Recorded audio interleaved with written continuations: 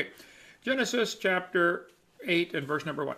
And God remembered Noah and every living thing and all the cattle that was with him. Let me get a little closer here. All right. In the ark, and God made a wind to pass over the earth, and the waters were assuaged. Interesting word. Assuaged means to drop down. It doesn't mean to run off. The waters drop down, as if the crust of the earth sank in. It appears that certain places of the earth's crust sank in toward the end of the flood. They just simply settled down into the cavity underneath where the water used to be under the crust. We talked about that. That water escaped, so the crust would sink in. That now makes a new basin, and the water runs into the hole. So the ocean, the bottom of the oceans, the crust is thinner, like 3 to 5 miles thick. Under the continents, it's 20 to 30 miles thick. So the thinner spots sank down, and that would naturally become the oceans. And today, the earth is 70% underwater. People say, where'd all that water from the flood go? It's still here. The oceans are huge. I flew from Australia back to America years ago. I told one of the guys in my office, I said, that Pacific Ocean is huge. He said, oh, that was just the top of it. What a thought. That you could put all the continents in the world in the Pacific Ocean. All of them would fit in that one ocean. Big. Anyway, so yes, the water from the water assuaged. It just sank down. I think the earth was completely covered in water. Thinner spots sank down. Other places lifted up in response, called isostatic rebound. And the water would run off. Psalm 104, I think, talks about that. The mountains arose, the valleys sank down, and the water rushed off. Anyway, the waters assuaged. The fountains also of the deep and the windows of heaven were stopped, and the rain from heaven was restrained. Let me get this right there. And the waters returned from off the earth continually. This is an interesting phrase. I don't speak Hebrew, but I know people who do, and they say that means the waters returned from off the earth continually. Why would you say that? It says halak vashab, which means they were going and returning. Going and returning. They said, well, that would happen if the crust of the earth sank in. The water would rush into the hole, but it would slosh back and forth for a while, for a few weeks or months. And that would cause enormous erosion and more deposits of sediments at parallel levels. Let's suppose the crust of the earth sank in. Now you got all these sediment layers from Noah's flood tilted up at weird angles. And then the going and returning, the water washes them off and deposits new layers at different angles. That's what you see all over places like Grand Canyon. It's called an unconformity. I think that's explained right here. Anyway, and the ark rested in the 7th month, on the 17th day of the month, on the mountains plural, of Ararat. And the waters decreased continually until the 10th month. In the 10th month, on the 1st day of the month, were the tops of the mountains seen. And it came to pass at the end of 40 days. Now we keep seeing all these numbers in here. 7 days, 40 days, 150 days. People have done studies on this and put it all together in a sequence, and I'll show you in a minute. Noah's in that ark for over a year. Like 12 and a half months. At the end of 40 days, Noah opened the window of the ark which he had made, and he sent forth a raven, which went to and fro until the waters were dried up from off the earth. And he sent forth a dove from him to see if the waters were abated off the face of the ground. Now we'll see in a minute. The dove came back. The raven never came back. I think that illustrates the two different types of personalities in the world. The raven loves the carnal. He's out there. He's got the whole world full of dead, rotten flesh. He's having a wonderful time. You know, there have been 8 deer hit on the highway between here and Monroeville in the last, 2 weeks? There's several of them still laying up there.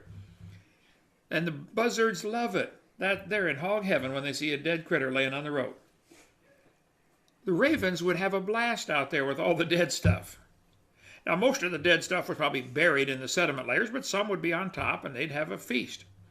Some people love the lust of the flesh so much that they just enjoy the world. They're happy.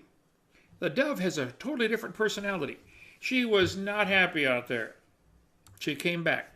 The dove found no rest for the sole of her foot. You know, the older I get and the longer I live for the Lord, the less comfortable I am around certain activities and certain things. I was senior class vice president, East Peoria High School, about 400 students in our class. I was the vice president of the class. And I go to the reunions, And it's discouraging because it's mostly just drinking and talking about all the women they've had and all that stuff. I say, I'm just not interested. I feel out of place. You know what I'm talking about? When you go to see some of the old friends, I can turn my ringer off here. It's like, I just feel out of place. I don't belong in this crowd. The dove said, I just don't belong out here in the world. Let's wait till it gets green again. Stuff starts growing. And she returned unto him in the ark, for the waters were on the face of the earth, and he put forth his hand and took her. Keep in mind, he just reached his hand out and brought her in. All the animals were friendly until after the flood. Genesis 9, we'll see the change in the next chapter. And he pulled her in unto him into the ark, and he stayed yet other 7 days, and he again sent the dove out of the ark. And the dove came in to him in the evening, and lo, in her mouth was an olive leaf plucked off. So he knows, hey, stuff is growing again out there. See, if it flooded the world and then landed and Noah got off the boat, there'd be nothing to eat out there. Stayed right there for months. How long does it take, start to finish, to get a garden planted, growing, and be able to harvest the fruit? 2-3 months? Yeah. Most stuff in 2-3 months, it's ready to eat, right? So, and he stayed yet other 7 days and sent forth the dove, which returned not again unto him anymore. Now she can be comfortable out there. And it came to pass in the 601st year, in the first month, the first day of the month, the waters were dried up from the earth, and Noah removed the covering of the ark, and looked, and behold, the face of the ground was dry. And in the second month, on the 27th day of the month, was the earth dried. So somebody made a timeline of all this stuff. Many people have done this, like I did with the timeline of from Adam to Joseph, you know, how old they were when their son was born. People have done this with Noah and the flood, and it comes out, I think, about 12.5 months. Just Google how long was Noah on the ark, and I'm sure there's... A year and 10 days. A year and 10 days? Yeah, okay. So, now was their year different, 360 days per year, because of the spin of the earth? Possibly. It doesn't matter to me. I lost interest. Okay. And God spake unto Noah, saying, Go forth of the ark. Now hold it. Remember earlier he told him to come into the ark, because God's in there with him. Now he's telling him to go out of the ark, thou and thy wife and thy sons. If you read it in the Holman Christian Standard Bible, come out of the ark, you and your wife. Exactly the opposite. Of course, they got to change something to get their copyright, to get their money. That's what it all goes back to. Anyway, bring forth with thee every living thing that is with thee of all flesh, both of fowl and cattle and creeping thing that creepeth upon the earth, that they may breed abundantly in the earth, and be fruitful and multiply upon the earth. He tells all the critters, okay, everybody get off, go have a bunch of kids. And they did. And Noah went forth, and his sons, and his wife, and his sons' wives with him. Every beast, every creeping thing, every fowl, and whatsoever creepeth upon the earth after their kind. Well, this is a great question. What exactly is a kind? There's some guy, some atheist who did a whole YouTube on me, has 500,000 views, saying how Hovind is so stupid because I don't understand what evolution is. Because I talk about they bring forth after their kind. If they can bring forth, they're the same kind. And he points out that I mentioned in a seminar one time that Alaska rabbits and Florida rabbits cannot interbreed. But they can both breed with Minnesota rabbits because they're halfway between. I guess the breeding cycle is different because of the weather. I don't know. Well, they're both still a rabbit. Okay, duh. And then he says, see, that's proof of evolution. No, that doesn't mean rabbits and bananas are related. That means there might be limits to your family tree, and you might reach an extreme where they can no longer interbreed. It's still the same kind. If they originally could interbreed, then they're the same kind, period. So what are the kinds? This Irish textbook has a dog, and it shows the wolf and different kinds of dogs around here, and it calls it divergent evolution. Oh, don't give it a fancy name. It's still a dog. It's not divergent evolution. On the opposite sides of Grand Canyon, they've got different kinds of squirrels. The Abert squirrel and the Kaibab squirrel. They probably had a common ancestor. Anybody want to guess what it was? A squirrel. There's lots of different kinds of squirrels in the world. Red squirrels, black squirrels, white squirrels. And by the way, I would like one of each taxidermied here in the office or in the science center. I think that'd be cool. There are lots of different horses. This Irish textbook, or this Spanish textbook, says the zebra and the horse probably had a common ancestor, and I would agree. It was four-wheel drive, genuine leather upholstery. I mean, it looked like a horse. There are itty-bitty horses in the world today. We had one of the world's smallest horses come visit Dinosaur Adventureland. The lady in Mobile owned it, 17 inches tall. There's my granddaughter getting on it right there. So horses, zebras, asses are probably all related. They're probably, I don't know what the original kind was, but you can make a zorse, a zonkey, a zeoni, a zedonk, a zebras, and a shebra by crossbreeding them. But you can't crossbreed a horse with an elephant or a pine tree. That you can't do. There are limits. They've got a zebra with no stripes. Forgot to put his PJs on. A zonkey or a debra. They crossbred. Here's a herd of zebroids.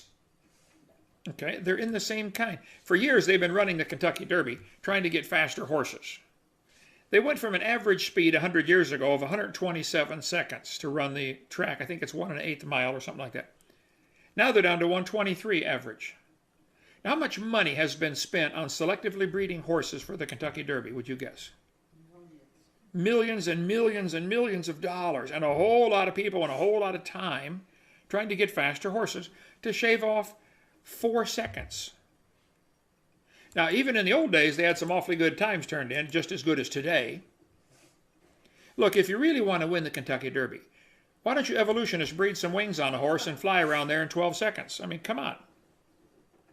If there's no limit to the variation like you believe, of course there are limits.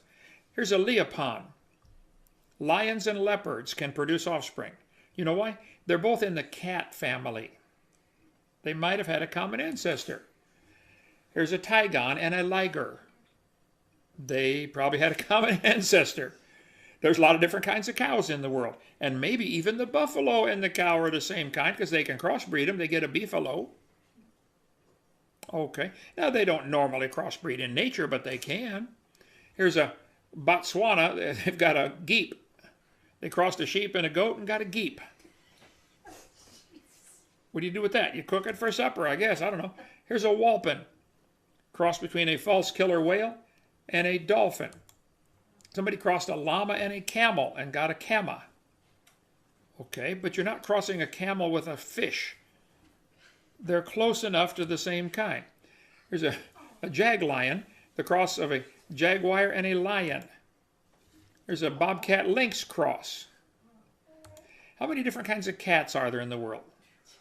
I don't know why women like cats. Men generally don't, because cats don't come when you call. They might or they might not, if depending how they feel. Dogs come when you call them. Cats, we'll think about it. There are lots of different kinds of cats in the world. I was shocked. That is not a cat. That is a target for the target range. How about this one? That's a dog. That is. How about this one? That looks like a wolf. How about the world's biggest cat? That thing is fat like That's how about the world's smallest cat? like a little puny one. Guess what? They're still a cat, How about right? a cup cat? A cup cat. There you go. Oh, what about a There are all kinds of cats in the world, and they probably had a common ancestor coming off of Noah's Ark. The Bible says they will bring forth after their kind, and that's all that's ever happened. There are about 30 different kinds of chickens in the world. This one says, you can order chickens from this magazine. Here's the Crow catalog, Windsor, in Missouri. Okay. It says, the jungle fowl is the original bird from which all varieties and strains of domesticated chickens are derived. Did you know all the chickens had a common ancestor? Guess what it was? Chicken. There are 8 kinds of bears in the world. Brown bear, black bear, panda bear, grizzly bear, panda bear. They might have had a common ancestor. And sometimes they cross in nature, like the crossbred a polar and a grizzly bear. They got a pizzly. Guess what? It's still a bear.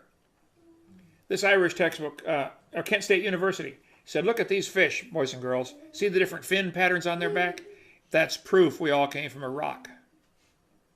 This is how dumb they are. They will see these little variations within the same kind and leap to the wild, stupid conclusion that this proves everything is related, and it does not.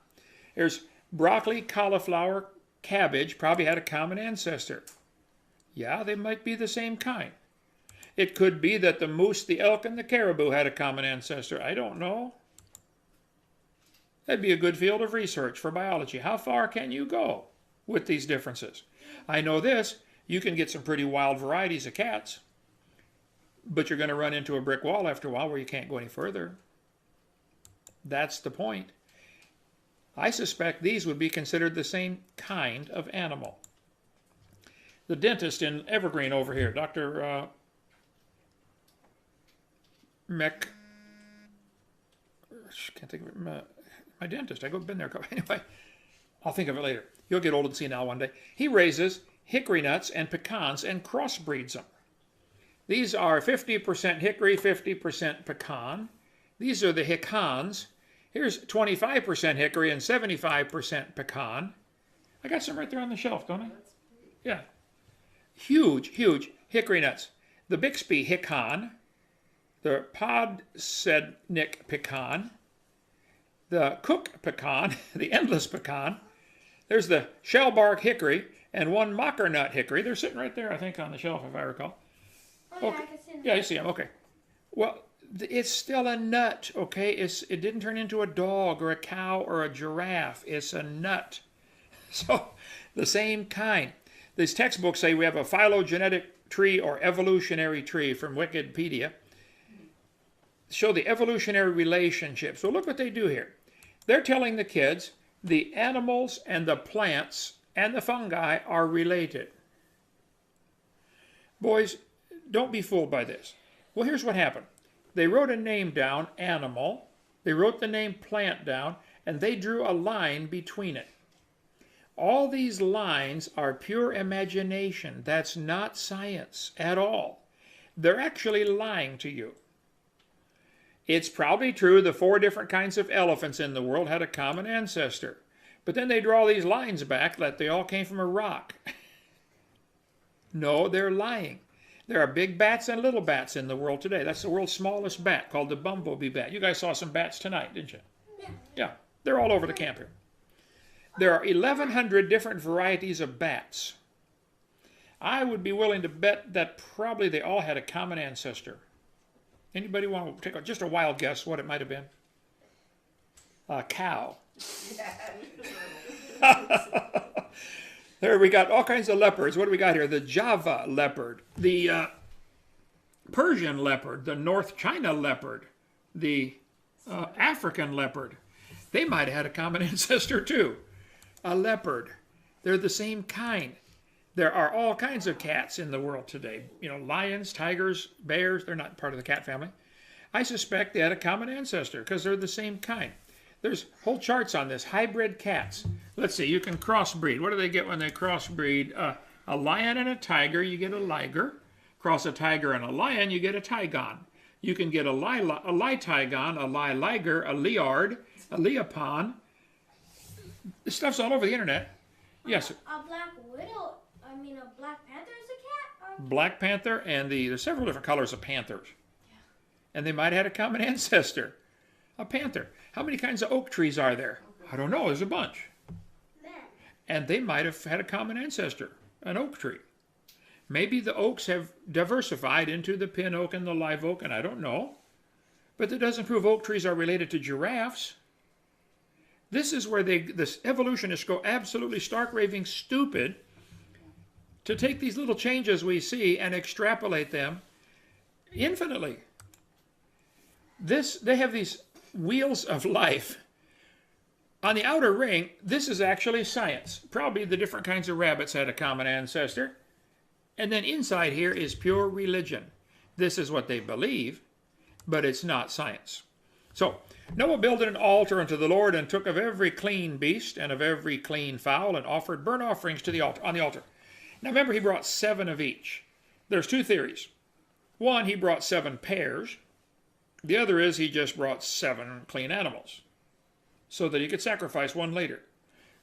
I don't know how to tell. I don't see enough scripture to be out dogmatic on that. But the Lord smelled a sweet savor, and the Lord said in his heart, I will not again curse the ground any more for man's sake.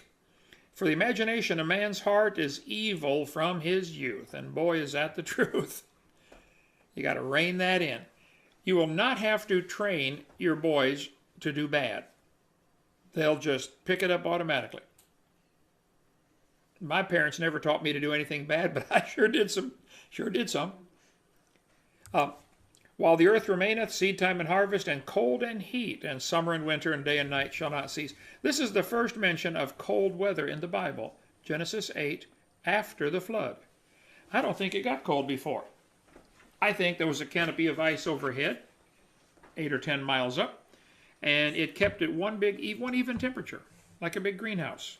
You could go to the North Pole and plant your carrots, and go to the South Pole and plant your potatoes. And the earth was probably not tilted 23.5 degrees like it is today. Maybe the canopy collapsed when the fountains of the deep shot up and busted it. And because supercold ice is magnetic, it would be drawn in and dumped on the poles by the Earth's own magnetic field. It would suck it in and dump it there. Well, if you get all the ice dumped on the North and South Pole, if it's not exactly even in the center, it'll cause it to wobble. A spinning object that is unevenly balanced will gradually wobble. So maybe it wobbled for a few thousand years and settled in at the 23.5 degrees we have now. I don't know. We'll see Judgment Day when we get to watch the video on all that.